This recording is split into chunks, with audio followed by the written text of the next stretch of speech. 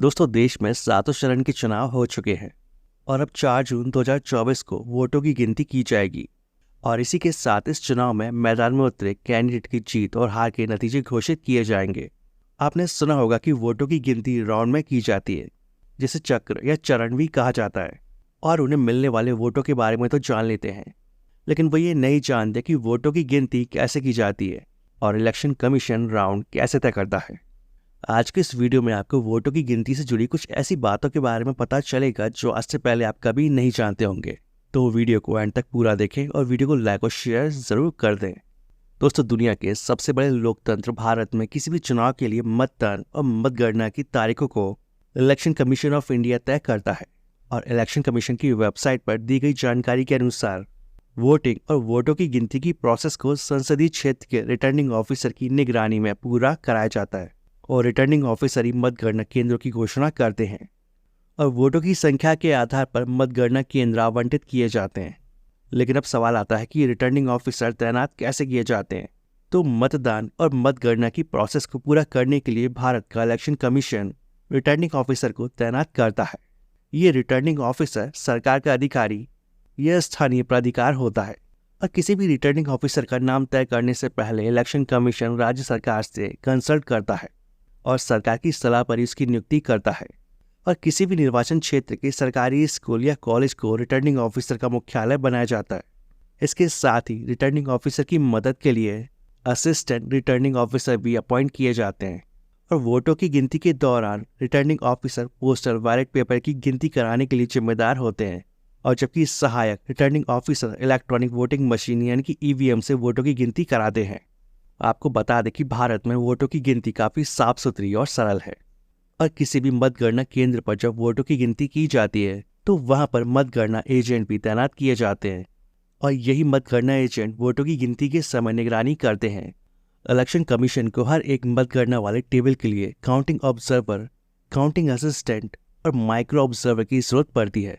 और सिक्योरिटी के लिहाज से काउंटिंग टेबलों को बैरिकेड और तार वाली जाली से घेर दिया जाता है ताकि ईवीएम एजेंटों की पहुंच से दूर हो, लेकिन वो दूर बैठकर वोटों की गिनती की प्रोसेस को देख और जांच कर सकें।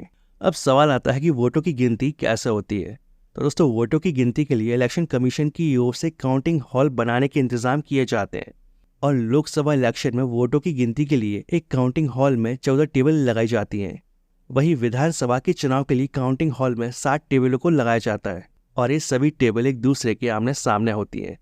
वोटों की गिनती सुबह 8 बजे से शुरू की जाती है और जिसकी निगरानी रिटर्निंग ऑफिसर करते हैं।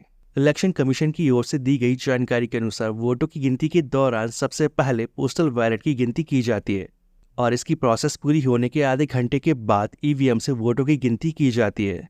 पोस्टल बैलेट की होने वाली वोटों की गिनती फर्स्ट राउंड या पहले चरण की गिनती कहलाती है। और जानकारी के अनुसार वोटों की गिनती जितने चक्र में होती है उसे ही राउंड या चरण कहते हैं। और पहले राउंड की गिनती के लिए एक साथ 14 ईवीएम मशीनों में डाले गए वोटों की गिनती की जाती है। और एक राउंड में जब 14 ईवीएम मशीनों में डाले गए वोटों की गिनती पूरी हो जाती है तो फिर काउंटिंग हॉल में सजाई गई 14 टेबलों पर अगले राउंड की गिनती के लिए 14 ईवीएम मशीनों को लाया जाता है। और ये जो 14 ईवीएम मशीनों का सेट तैयार किया जाता है, ये एक राउंड की गिनती कहलाता है। आपको बता दें कि वोटर और पोलिंग बूथ की संख्या के आधार पर ईवीएम मशीनों की संख्या घट बढ़ भी सकती है। किसी भी निर्वाचन क्षेत्र में 8 से 10 राउंड की गिनती पूरा होने के बाद हार जीत के नतीजे घोषित कर दिए जाते हैं। तो कहीं पर 100 से भी ज्यादा राउंड तक गिनती चलती है।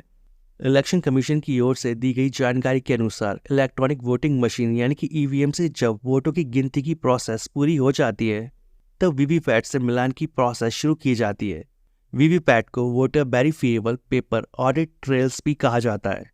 वीवीपैट पार्टी का नाम, नंबर और चुनाव चिन्ह दर्ज करता है और जो वोट डालते समय वोटर को लगभग 7 सेकंड के लिए दिखाई देता है और इसे बाद में मशीन में कलेक्ट कर दिया जाता है।